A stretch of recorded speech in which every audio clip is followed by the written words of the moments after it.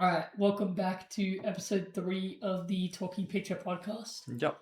Got some exciting stuff today. It's been a very eventful day for us. A very big day. So we have a new episode of Daredevil report again.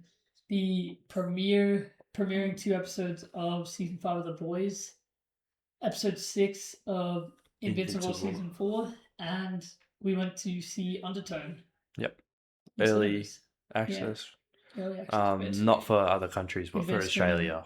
Here in Australia. Yeah. We got it I think a week later. I don't know why. But, yeah. It's been out for longer than a week. It's been out for a while. I reckon it's been out for almost a month. Really? Oh, I don't know. We just got it later for some reason. I don't know why. Australian times. Interesting. Yeah. Australia sucks. We'll just get straight into it. So we're going to start with Daredevil. Mm-hmm. Daredevil Born Again. We have episode 4 here. What do we think? I don't think I've actually got anything. I think I've only got notes for the boys, but yeah. It's off the top of your head. I don't know notes off the top of my head, some very interesting shit. We'll talk non-spoilers first, and then we'll go into some of our spoilers. Also, just want to say, like you forgot to say this, I'm wearing the same clothes because we're filming 3 and 4. Episode 3 and 4 back to back. I'm not just wearing the same thing. So that's not true. He doesn't wash his clothes at all. It's true. Anyway, yeah, go ahead. Get that. So we've got very interesting episode. A lot goes on. Mm-hmm. Bullseye back again. Incredible. Pretty opening. Very excited to see what they do with him. He is such a great. I don't even know if you can really call him a villain in this. I would, for sure. He's not the main villain, but he's like a very loose anti-hero. He believes what he's doing is right, but that doesn't necessarily mean it is. Yeah, I guess. Yeah, you're not wrong. Right now it does, yeah. But yeah, pretty interesting. I don't really know how to talk about it without talking spoilers.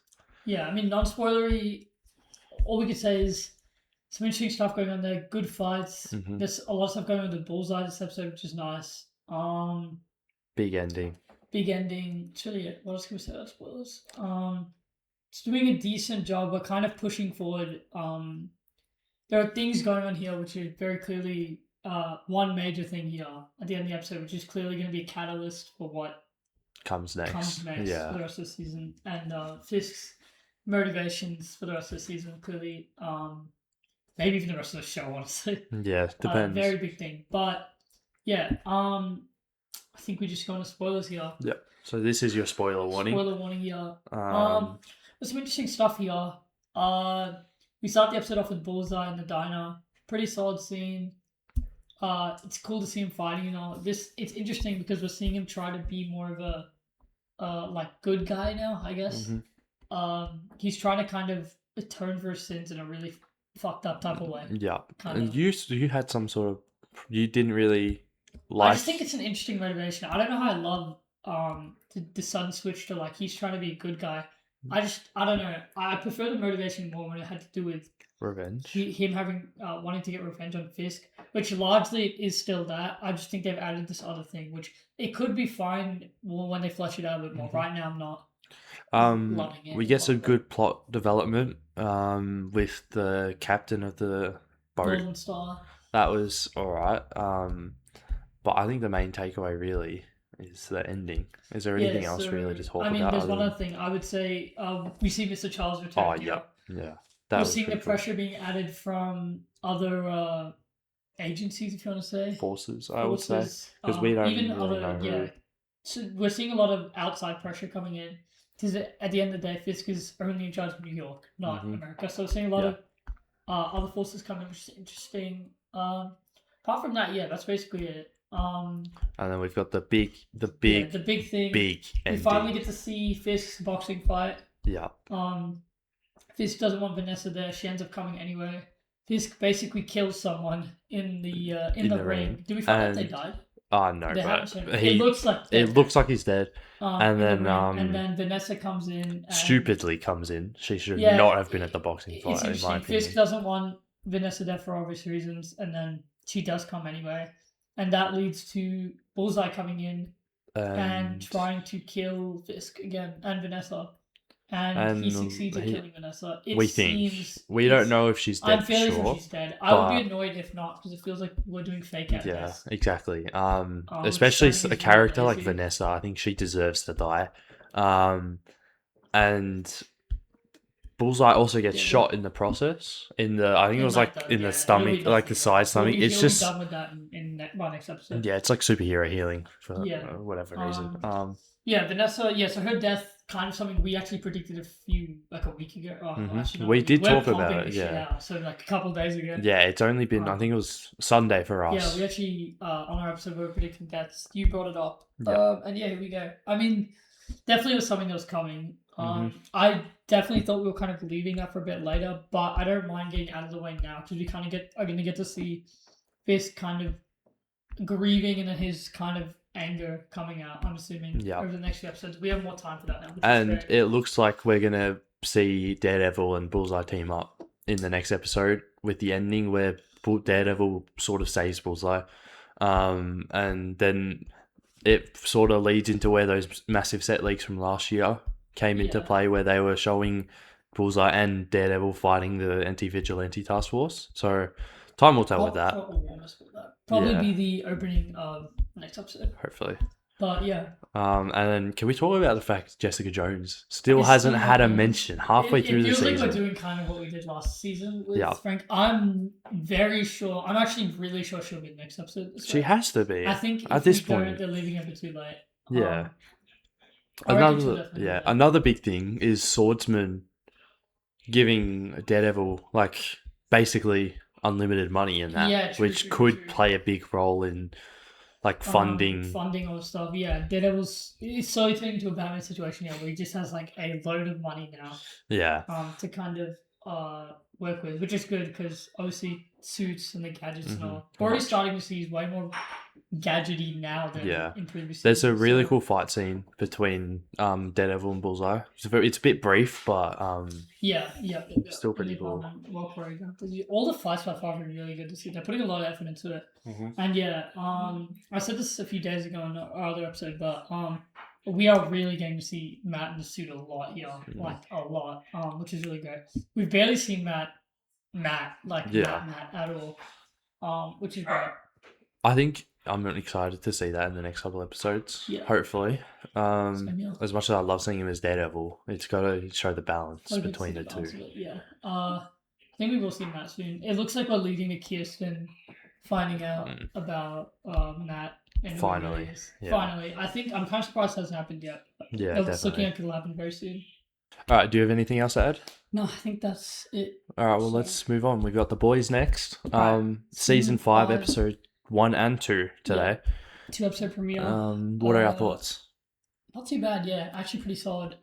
The first premiere episode, so the actual first episode of the season, actually really strong. I actually really like it. We get to see... Well, actually, non-spoilery first. Non-spoilers first. Overall, it's a good episode. The first two episodes together, just talk about the non-spoiler really quick. Good start. We're getting thrown right back into it. Yeah, exactly. We're getting to see where everyone's at. Some good world building. Some great world building going on. Everything with Homeland is really interesting. The plot is moving really quickly here. Yeah, definitely. It's definitely going through. We only have 6 episodes of show left now after this. Which is crazy to say after all this time, but unfortunately it's true. Yeah. And yeah, we're really moving through it. There's some great stuff. They're taking big swings already with some character stuff, which is good because that's what we want a final season to be doing. Yeah, definitely. They're not holding back any punches, which they said they wouldn't, which is good. I think that's pretty much it. We're just going to go straight into spoilers for this one. So, big thing, end of episode 1, we get to see the demise of A-Train. Yeah. He's gone. It's interesting because... there's some things I don't really like about it, but overall, it's a fitting end to his character. He dies pretty full circle. Yeah, I was hoping he would probably live. I just think it's better for his character, but I mean, I would at least expect him to live a bit further. But I get they kind of want to get a shock death out of the way just to kind of get you really, like no one's safe, which generally is the feeling. Yeah. And he dies. Get to see him standing up to Homelander. Yeah, he literally dies.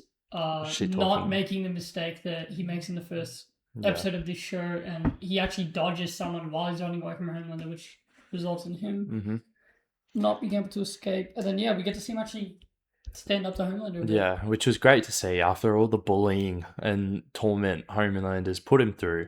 It's nice to see him stand up, even if it was his last words. Yeah. Speaking of Homelander, he's pretty fucked up.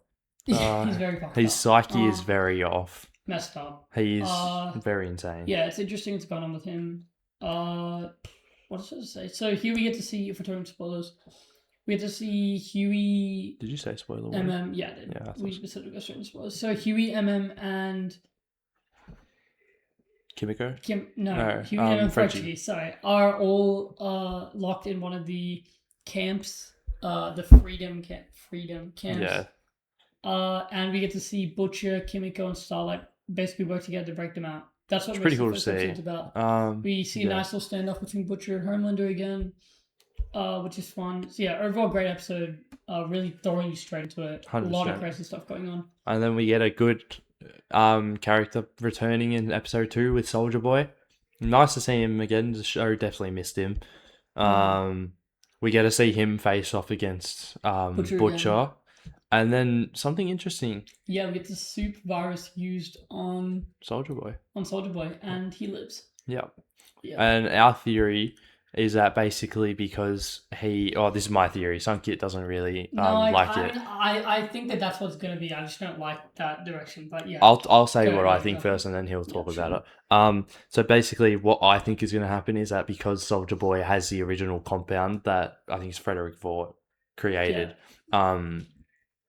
I'm guessing the soup virus wasn't made for that version of Compound V. It was made for the more like one from this time, which Homelander has more of than the original. And that is why we see him trying to get a copy of the original so that he can basically survive the soup virus if it ever escapes into the whole world, basically. Yeah.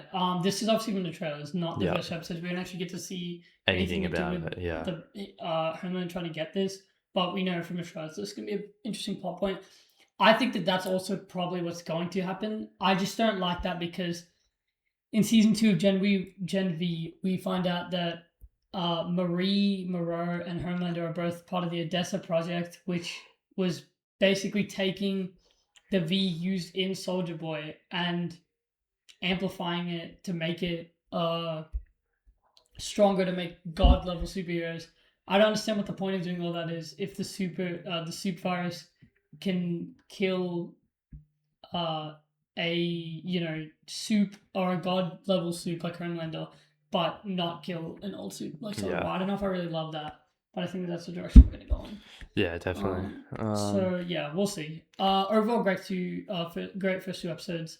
A lot of crazy stuff, all the fun shit from before still here. We get to see Kimiko talking. Which is interesting. Yeah, I'm not really a fan of how much she talks. I think she just talks in ways that don't really match like the tone they're trying to set. And we basically find out that she's been on the internet a lot is basically the excuse, and that's the reason she talks like the way she talks. It's kind of weird going from her never talking like this. Yeah. I think by the end of the second episode, I personally was fine. Yeah, it starts to grow on you. It grows on you. But I think in the first episode especially, they kind of like, there's a lot of moments where I was kind of hoping that she would still be sign languaging a lot. And she still does a little bit, but speaking not when much. It's like very important, so her voice is more like important. But no, she's just like exactly. Character. But yeah, it's always, we get to see the boys distrusting Butcher, and Ashley is the vice president. That's a very important hobby. Yeah, so I don't want to talk about. Talk about that. That's way more important. Yeah, Ashley is a vice president. We don't actually see her get into power. This is during the jump. But yeah, so turns out that Homelander and basically the president all that have made her vice president, which is interesting because, and the last we see of her, Homelander's found out she's a mole. She's running, and she's dosed herself with V. Yeah, and that's basically what we saw. And then we find out she's got basically mind reading abilities. Yeah. It's very similar to Voldemort from Harry Potter, in the first movie where he's on the back of the professor's head. But so interesting to see what's going on with her. We'll see. I kind of like what they're doing with her in season 4 more, where she was kind of saying like, "Oh, I can't really be here. I need to leave." But I do like what they're planning on doing. Possibly going in that direction, kind of just slightly different. Yeah, they're going more to her like leading against Homelander, which I like. Mm-hmm. But yeah, time will tell, obviously. But we will see. I think that's everything. Yeah, I think it's You got everything. anything else to add? No. No. Yeah, overall, great first super episode. 6 episodes left. We're getting the plot really going quickly. And yeah, we'll see what comes next. Yeah, definitely. All right. We're going to move on to Invincible. Season 4, Episode 6. Yeah, we're good. Yeah, okay. Where to start? Non-spoilery, solid episode. Kind of what you would expect to happen after Episode 5. Yeah. Large portion of it is obviously Mark recovering. Yeah, it's a solid episode. Get some good moments between some characters, Nolan and Oliver, and some nice, decent fights too. Some good action. It's basically all you can say without spoiling. Definitely, yeah. Anything, yeah, overall fine episode, decent follow-up too. We did have some dislikes about the animation. Yeah, there are moments, especially so the ships, the spaceships, and this kind of city landscapes. Yeah. Look like they're animated completely different in a different style. It looks like a completely different show, and it just doesn't match well with the way they animate the characters and. Yeah, exactly. When you're seeing our characters on that background, it just looks really out of place and really off. It's like what you said. It's like a show from like. Yeah. It's like a city, like from an old Disney show where they don't have the proper CGI. Yeah, like Disney animated show, and then you have like Invincible characters on it. It looks really off. Yeah. But yeah, apart from that, there's some decent animation. There's a moment at the end where the animation looks really nice. Yeah. But we'll talk more about that when we're in spoilers because we can't really say what it's about. So yeah, we'll just start showing spoilers now. Yeah, this is your spoiler warning. Yeah. So basically, in that majority of the episode, Mark and Nolan and Oliver are on the planet. Mark's healing. We get to see some bonding between Oliver and Nolan, which I really like. Yeah. And then we also, at the same time, we see the Viltrumite War in effect. We see the leader of the coalitions, Thaddeus, I think. Basically just leading everyone. We see Battle Beast return, which is nice. And then, everyone else basically just fighting on different planets. Very briefly, it's like a montage scene. We get the concluding kind of 20 minutes of the episode where the Rag and the Viltrumites, like 4 other Viltrumites, 5 Viltrumites. Oh, actually, it's the entire ship. So the whole ship. It's like I want to say like 7 to 8 Viltrumites, and then a ship full of other like forces, like armies, coming down to Telescria, to fight. And yeah, it's a pretty good fight. They're kind of getting destroyed, and then Mark, Oliver, and Nolan come in and clutch up the fight. Yeah, we see Oliver and Mark. The Viltrumites retreat. Yeah, we see Oliver and Mark destroy the Viltrumite ship, which almost destroys the skull of Emperor Argor, which really pissed off Thrag. And that's the moment where the animation is really good, when the ship explodes and we see Thrag basically just aura farming, like he doesn't care about the ship at all. It's going to be very interesting to see where they go next. Yeah, overall solid episode. We're kind of back to where we were. Mark's back, all good now. And yeah, interesting to see where we go from here. We were saying he looks very different with his beard. Yeah, it's funny. He looks very similar to Glenn from The Walking Dead. Which is another character Steven played. Yeah. We're also thinking of recording our reactions live for episode 7 and 8, because there'll be some pretty crazy shit going on there. Yeah, there's going to be some pretty big events. I'm not sure if it'll be next episode or the episode after. Yeah. Depends if they do the Thrag storyline, like whether it's like a backstory sort of thing, which I hope they do. I love Thrag as a villain. I'd love to learn more about him. But yeah, we'll definitely record it in case what I think happens will happen, because it's a big event. And I'd love to get Sankit's reaction on camera. Yeah, we will. We'll see. Yeah. And Jet's basically all for Invincible. Yeah, pretty much. All right. So moving off from Invincible, me and Jack have just come back from seeing Undertone. Thoughts? Great, very great movie. Good. As a horror movie goes, I think it does a lot really well. Yeah. You get to see a lot of suspense. You're on the edge of your seat a lot. Yeah. To go with non-spoilery stuff, I'll just say there are 3 things I love in horror. Yeah. 3 things I think that every horror movie needs to be great. 1 is good cinematography and lighting. This movie does that very well. incredible It's very well basically shot. set in one location. It is, yeah. Spoilery, it's one location. Yeah. It's a house, and they do a great job at making that house really kind of claustrophobic, and you don't want to see what's behind every corner. You know, that typical stuff. They do a really good job at it. And the lighting's done really well. Yeah, very well lit, very well shot. There's a lot of times where like you're looking into the darkness and your imagination sort of plays tricks on you, and you're thinking like you can't tell if what you're seeing is actually on the screen or if you're just imagining it, which really helps to build the suspense. Yeah, they do a great job with all that. Yeah. The other thing, second thing, performances, good acting. You need it to sell horrifying stuff. You need good performances, obviously. This is basically a one-woman show. I forgot her name. Nina.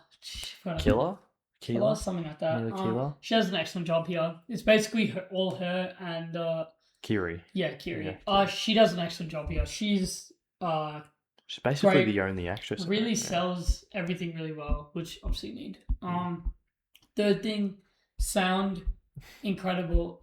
In all the marketing you hear that the sound is kind of the main thing. That's very much the case here. Yeah, you would expect obviously, that. It's a podcast. Didn't really say what the movie is about, so in case you guys don't know, it's basically two podcasters, Evie and Justin. We follow Evie in her home. They're sort of paranormal, like they discuss paranormal events, horror kind of cases, stuff like that.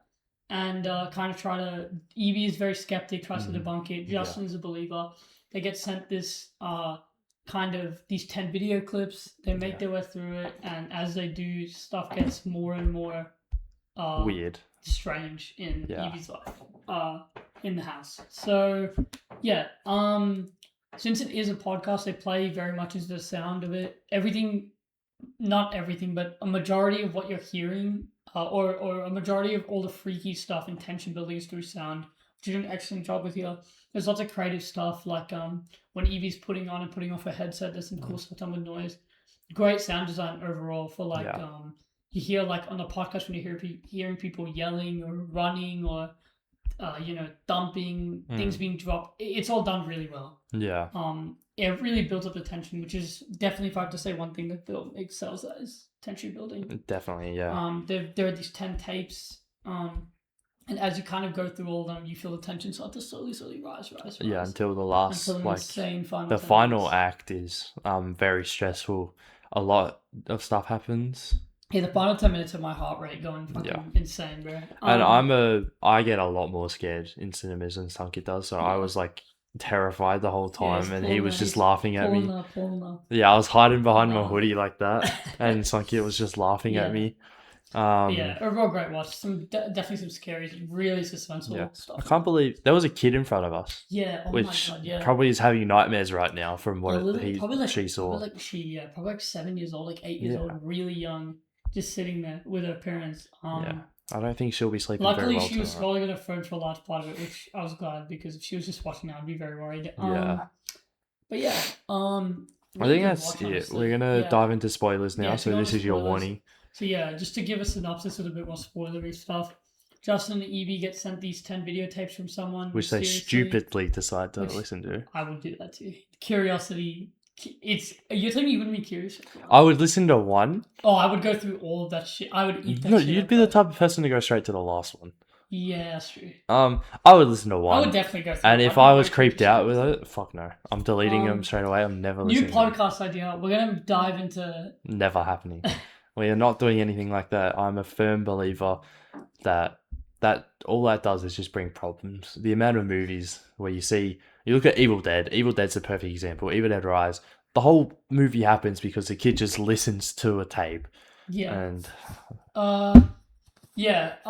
So yeah, Justin and Evie get sent these 10 tapes. They go through it one by one. One thing I love is the film never takes too long to kind of get back. They'll go through a few tapes and there'll be a break and they'll come back to whatever. But it's not like they go through 5 tapes and there's like a 40-50 minute break and then they finish it up. It's pretty evenly goes through, and each time, like I said, a tape is listened to, you can feel the tension kind of building. Yeah, and also important to talk about, Evie has a mum in the house who is terminally ill. She's on her deathbed. She's very close to dying. And that is extremely important, because basically as the kind of end stuff all gets revealed, it turns out that there's a demon, I guess, if you want to use demon. It was like Azula or something. Azula, yeah, something like or along those lines. Something, I can't remember the name. Something, yeah, I think that was it actually. Pretty close to that. Basically, she was infertile. I think it was fertile. And because of that, she kind of resents children and childbirth, stuff like that. So what she does is possesses a mother and basically makes them kill their child, which we see happen as the tapes go on and on. So her mom is obviously mentally ill. She's on her deathbed, like Jack said. Yeah. As the tapes go on, more and more strange stuff starts to happen, and eventually, the film ends with that. There's a few tense moments where we can see like the possession taking place. There's one in particular. We see Evie like putting something in the closet, and in the background we see the mum just sit up. There's a lot of stuff like that, kind of. You're seeing things in the background, or like definitely hearing things rather, which is really cool. And then the movie makes a really bold choice at the end there. I'm not sure how many people... I don't think it's too bold of a choice, because I feel like it's not like we don't... Well, actually, we don't really know what happens. Yeah, it's pretty easy to... I guess it's kind of ambiguous. Like, I think it's pretty obvious that Evie dies at the end. So basically, towards the end, like after Evie watches the 10th video... the whole house turns to shit. Like everything turns... Oh, sorry. Yeah, I'm just making sure you guys aren't...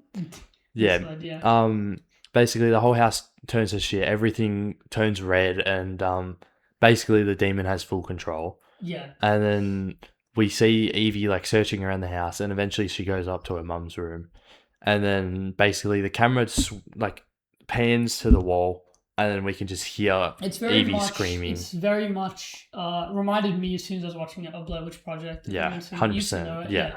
If anyone's definitely seen it, Blair Witch Project, the way it ends, I think it's a pretty great comparison. The way it ends is very similar, where it's kind of like we're not seeing it, but you're hearing it, or like Paranormal Activity, if anyone's seen that. Yep. Similar thing, where it's all kind of you're not seeing it, but you're hearing it, and both those movies are great examples. Yeah, and it really does it well because it gets you to imagine what's going on, and your imagination is the worst thing. Yeah, and that's very fitting for a movie like this because the whole point is you're hearing things. It's a podcast. Yeah.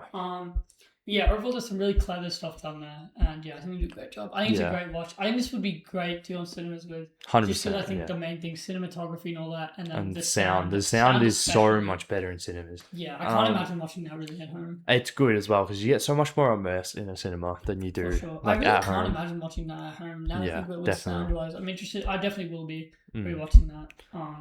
I think we both gave it a 7 out of 10. Yeah, on our letterboxes, which you can follow right here.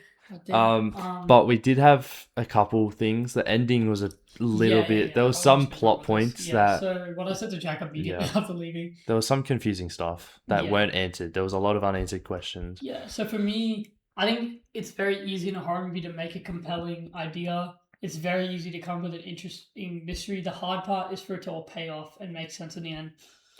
And I wouldn't go as far as to say that this. The ending is ruined or like it's not a satisfying ending. Not at all. I would not go that far at all. But I would say that the last, maybe not even last 10 minutes, but just the explanation as a whole is quite messy. It's pretty messy. And when you're walking out the cinema and you're thinking like, oh, I'm gonna have to Google what that ending meant, that to me is a sign that it's not clear enough. It's a little bit messy, hard to follow, whatever. And here I think that's definitely the case a little bit to some extent. There are definitely things that just straight up aren't answered. I think even with explanations, so things that just aren't answered. Yeah. But overall, a great watch. Definitely recommend going to see it in cinemas. I would say cinemas. Cinemas definitely, or just you want the sound quality really. Yeah. But overall a good watch. It's there's a level of uniqueness added to it, something you won't really get from every horror movie with that kind of one location, kind of one woman show. Exactly. With the sound, which is cool. Good to see. Basically, I think that's pretty much it. Great watch, both gave it 7 out of 10. Yeah. Good watch. Yeah. We've had a very productive day. A lot of stuff today. Yeah, and I think that's pretty much it for this episode. Thanks for watching. If you enjoyed, make sure to like and subscribe. Follow us on Letterboxd. Yeah, and we'll see you in the next one. See you guys. See you next episode. Bye.